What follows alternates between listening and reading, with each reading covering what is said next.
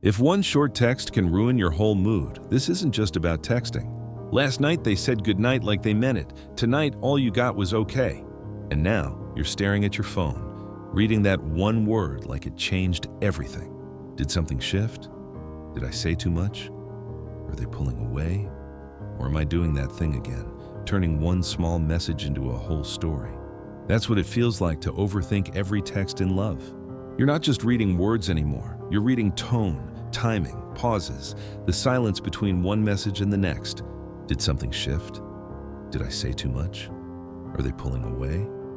Or am I doing that thing again, turning one small message into a whole story? At first, everything usually feels normal.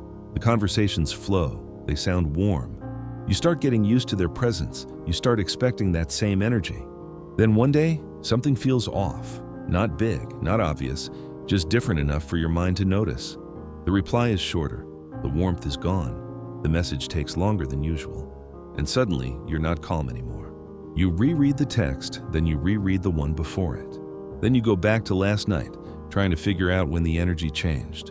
Maybe yesterday they were warm, they replied fast, they sounded present, you felt wanted. Maybe they sent 2 messages instead of 1. Maybe they asked you how your day went. Maybe they stayed in the conversation a little longer than usual. And that's why today feels so different. Because now the reply is shorter, the warmth is gone. And your mind starts comparing what this was to what it suddenly feels like now. Maybe I came on too strong. Maybe they're losing interest. Maybe I'm the only one taking this seriously. Maybe I'm overthinking again. But what if I'm not? That's the part people don't talk about enough. Overthinking doesn't always look dramatic. Sometimes it looks like one person sitting quietly, holding a phone while their mind gets louder and louder.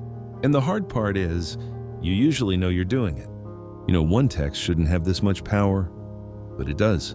Because the real trigger isn't the text, it's the uncertainty behind it. And uncertainty is hard for one reason. Your mind hates empty space. It hates not knowing what changed, what they meant, or where you stand now. So it fills in the blanks, not with calm, not with patience, but with fear. That's why overthinking feels so convincing. Because when you care, your brain doesn't treat silence like silence. It treats it like information. That's why you keep checking, not because you need the phone, but because you need relief. You want one message to tell you everything is still okay.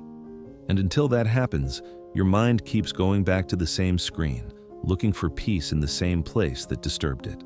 When you don't feel secure, your mind starts trying to explain every small change.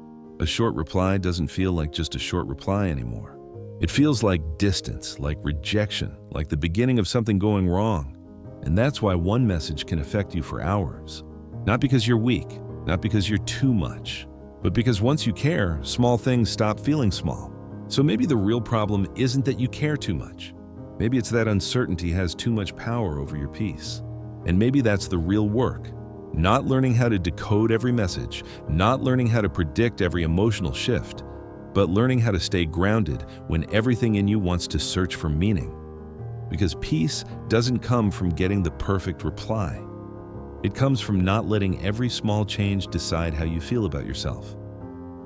And until you feel more secure, even small things will keep feeling bigger than they are. That's what makes this so exhausting. It's not the message itself, it's everything your mind does with it.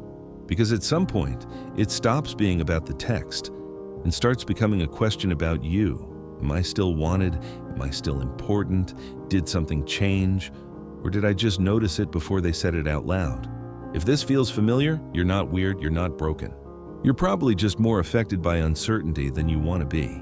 And in love, uncertainty can make one small message feel bigger than it really is. And maybe that's why this hurts more than it should. Because you're not just waiting for a reply, you're waiting to feel okay again.